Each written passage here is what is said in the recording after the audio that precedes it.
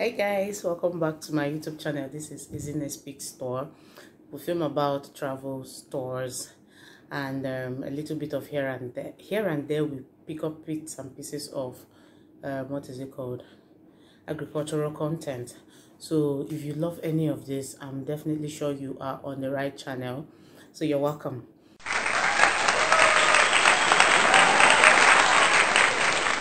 And because the core of this channel is bringing you wholesome content about travels and what to expect and what happens when you do travel and all of that, that is the reason why it is expedient I film this video right now.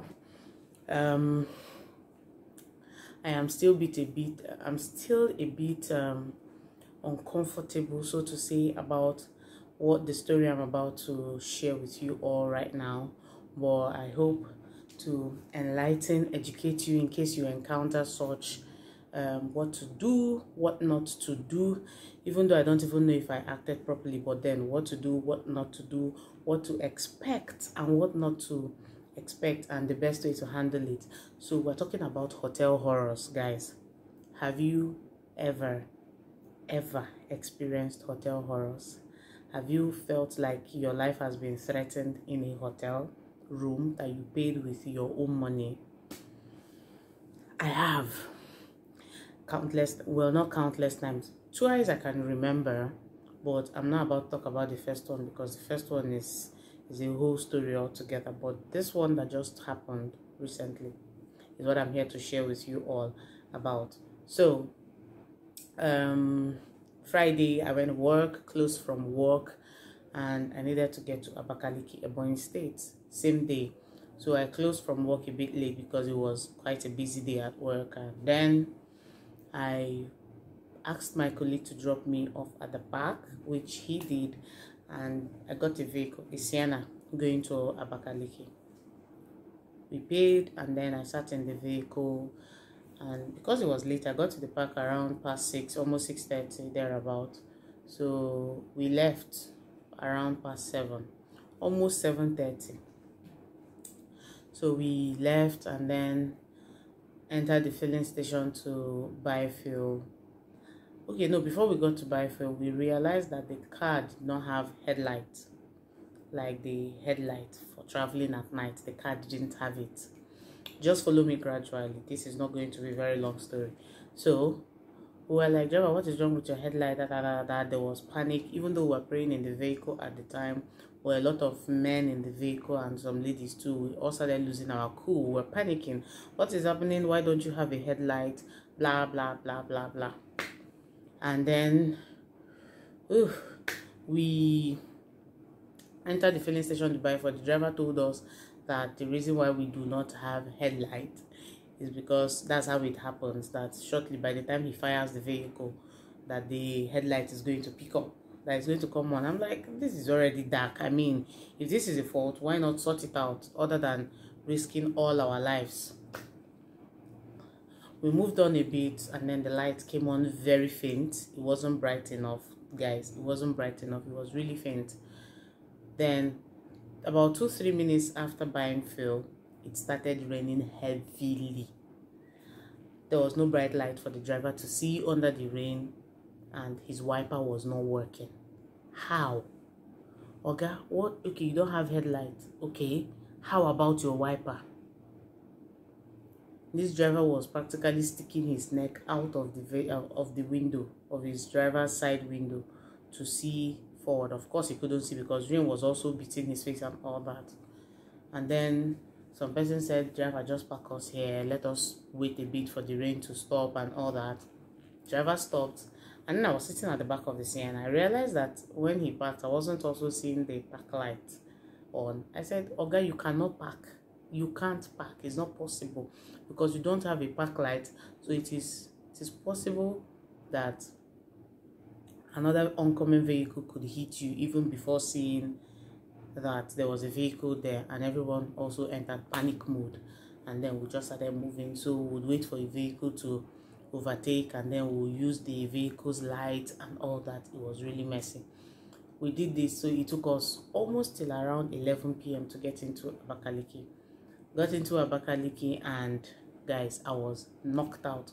All I wanted to do was locate my hotel room where reservations were already made for me and sleep. That wasn't such a difficult thing for me to ask for after a tiring day. Locate hotel, sleep. Okay, I got to my reservation and then got in, took a shower. I was a bit thirsty, so I called for water. They brought water for me. I paid for the water using POS at the door. I didn't even let the guy enter my room, so he paid. I jammed the door. Meanwhile, the room using cards, all these cards that you would have to slot into a card box, and then the lights and the AC comes on. So I slept. I actually slept. And then randomly, even before I knew the time, randomly the lights in my room came on. And like, because I am very, very light sensitive, I have eyesight problems, so to say.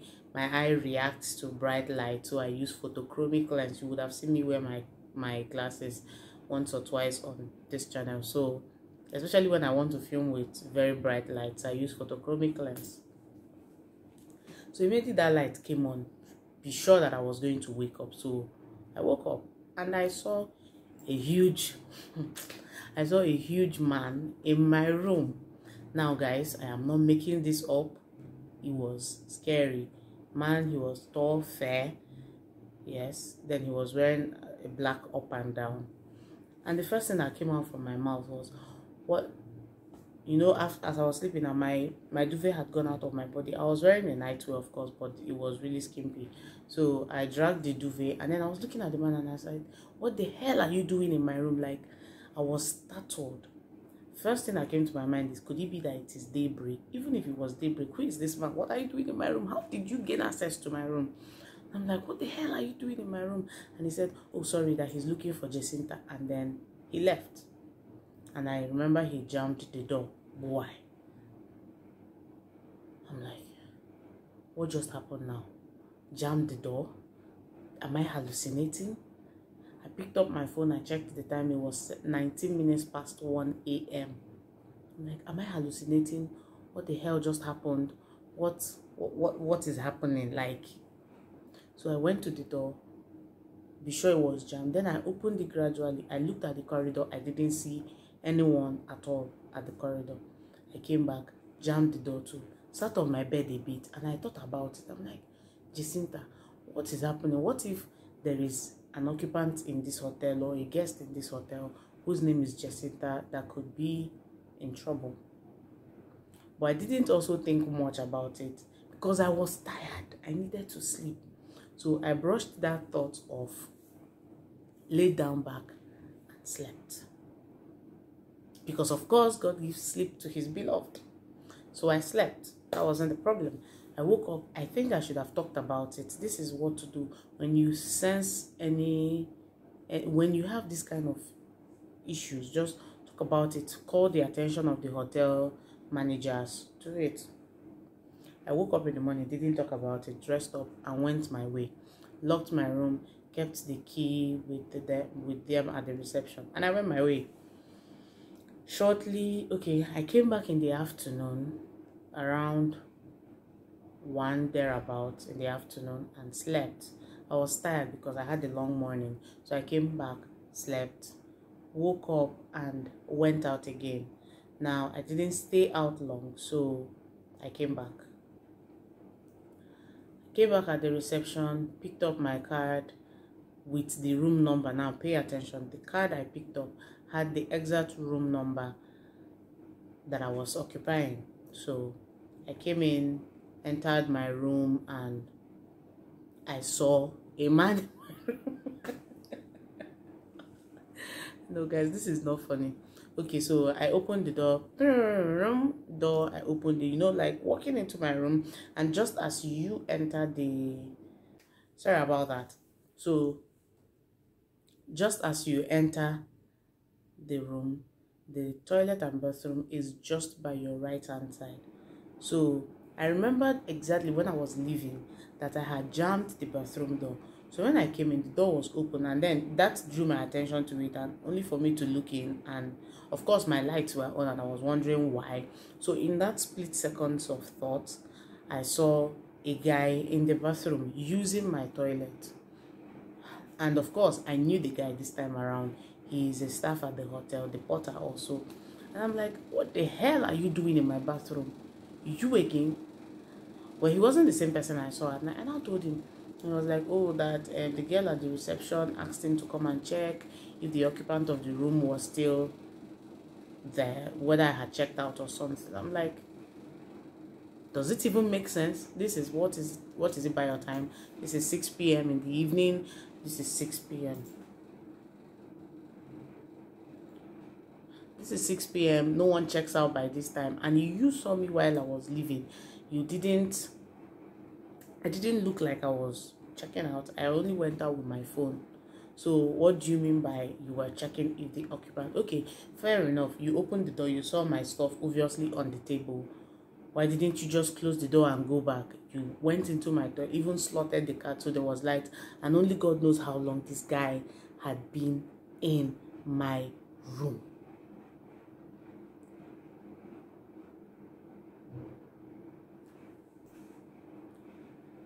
He was talking, I just told him, just excuse me, leave my room, first of all. I needed to process the thoughts. So I walked him out and he left. I closed the door and then I came in and I was scared. I was scared of every freaking thing. I was scared. What if this guy had been paid to implant something in my room? I was scared. What if he had picked up some of my things? I was having a lot of thoughts running through my mind, guys. So the first thing I did was to call my boyfriend, and I called him and I said, guys, see what just happened. So first of all, I had already given him the name of the hotel and the room number prior to that. So I told him, see what just happened and all that. He said, no, it is not acceptable. If you kept quiet for the one that happened in the morning, then I should really get someone to scold you, because that was very, very insensitive for you to have done.